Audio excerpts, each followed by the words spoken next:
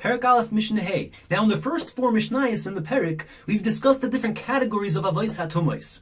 In this Mishnah, we're going to discuss the different tumahs that emanate from a human, from a person. Meaning not that a person touched tumah, like he touched a mace. That's not going to be in this Mishnah. In this Mishnah, we're talking about the 10 shades of tumah that are able to emanate from a human.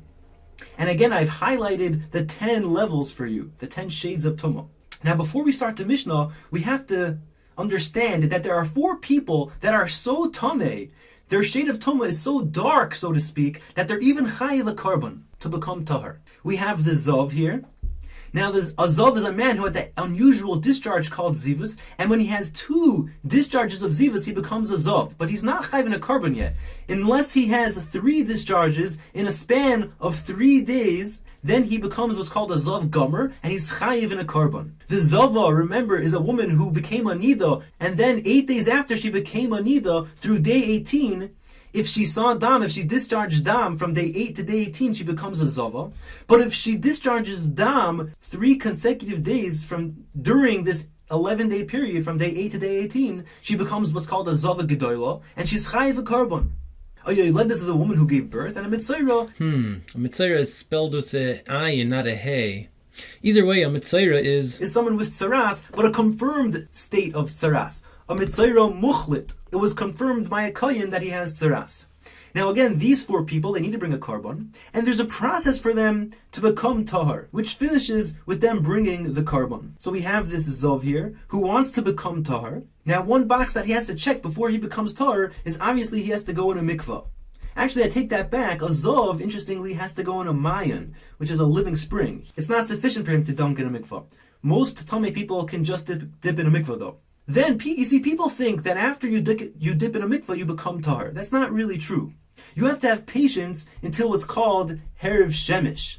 Herav Shemesh, which is when the sun goes down, where you become a little bit less tameh. And then if you need to bring your korban, you have to wait till the next day to bring your korban. Now each stage of your tahara process, you get a different title. So after you dunk in a mikvah or the mayan, you're called a tvul yoim, which simply means you've dunked in a mikvah and you're having patience until nightfall, until Herav Shemesh. After you wait until nightfall, until Tzeis HaKoichavim, you're what's called a mechusar kippurim.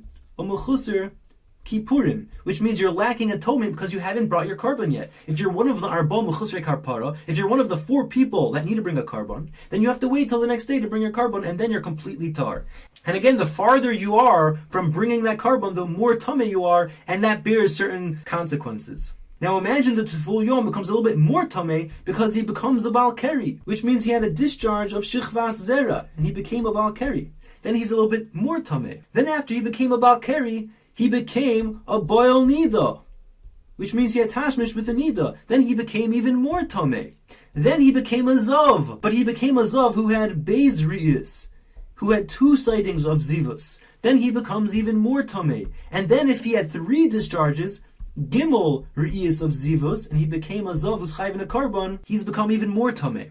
So again, we have 6 levels of tumah that emanate from a person on this chart. Now the mechusar kippurim, the one who just needs to bring his korban, he's on the brink of tahara, and therefore he has the least of the consequences. The only thing that he can't do is that he can't eat kodesh. He can't eat kodshim, karbonis. The tevul yoim, which hasn't waited until sundown yet, not only could he not eat kodshim, but he can't even eat truma. The kohanim need to wait until tzeis HaKoichavim to eat their truma. If he became even more tameh, he became a Baal Keri, then he not only can't eat kodesh or truma, he can't even eat ma'aser sheni. Ma'aser sheni. And if he became a boil nida after that, and he became more tameh, he now has the consequence that he's metameh his mishkav tachton, he's metameh his mishkavos, the items that are meant to bear his weight, as a rishon l'tumah, to the same degree of tumah as the elyon shel zav, which remember is a rishon l'tumah. That's his consequence.